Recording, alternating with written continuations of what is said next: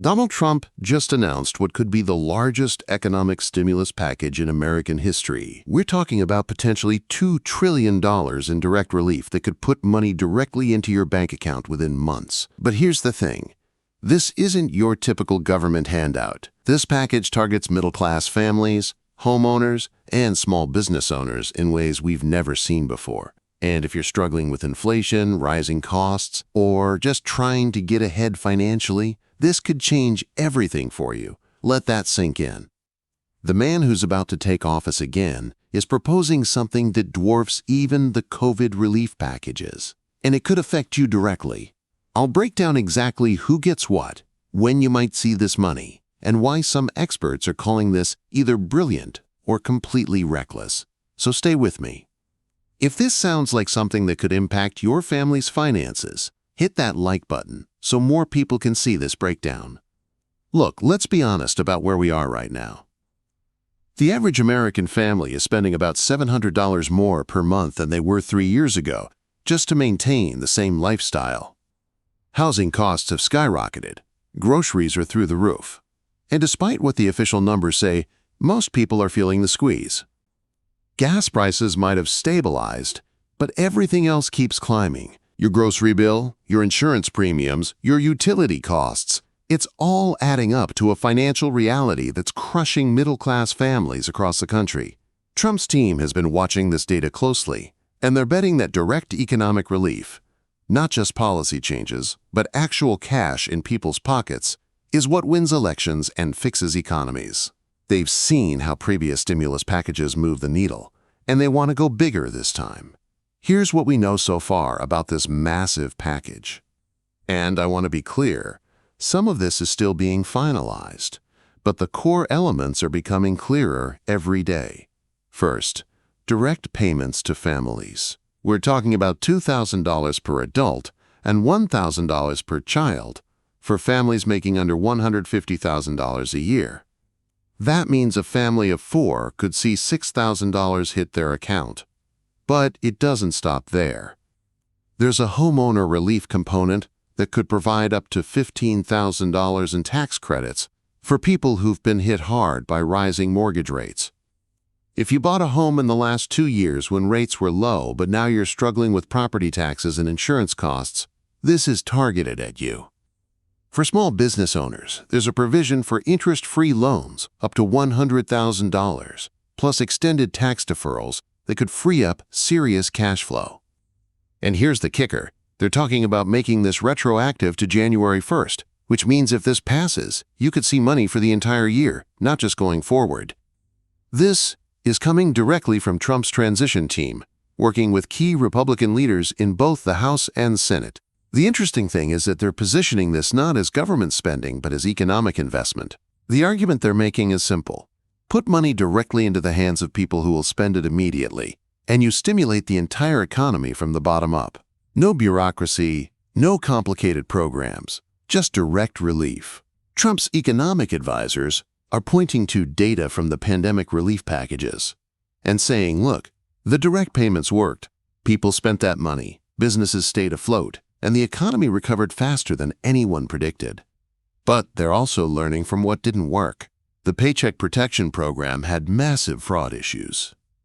Extended unemployment benefits created labor shortages in some sectors. This time, they want something cleaner, more direct, with fewer opportunities for abuse or unintended consequences.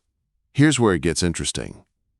Independent economists are split, but the numbers they're looking at are pretty compelling. During the COVID relief payments, consumer spending jumped by 30% in the month following each distribution. That spending directly supported about 4.2 million jobs that would have otherwise been lost. But here's the twist. This package is structured differently. Instead of one big payment, they're talking about quarterly distributions over 2 years. The theory is that this creates sustained economic activity rather than just a temporary boost. One analysis from the Congressional Budget Office estimates that every dollar of direct relief generates about $1.70 in economic activity. That would mean this $2 trillion package could generate nearly $3.5 trillion in total economic impact. Let me explain why that matters. When you get money and spend it at your local grocery store, that store can pay its employees, who then spend money at other businesses, and so on. It's called the multiplier effect, and it's why economists get excited about direct relief. But there's another piece to this puzzle. Trump's team is also proposing targeted infrastructure spending that would create jobs immediately. We're talking about fast-tracked projects, road repairs, bridge maintenance, broadband expansion in rural areas, the kind of work that can start within months, not years. The combination of direct payments and immediate job creation could create what economists call a virtuous cycle. People have more money to spend, businesses need more workers, wages go up, and the cycle continues. This is clearly designed for middle-class and working families. If you're making between $50,000 and $120,000 a year, you're right in the sweet spot for maximum benefits. Homeowners get hit twice, the direct payments plus the housing relief credits.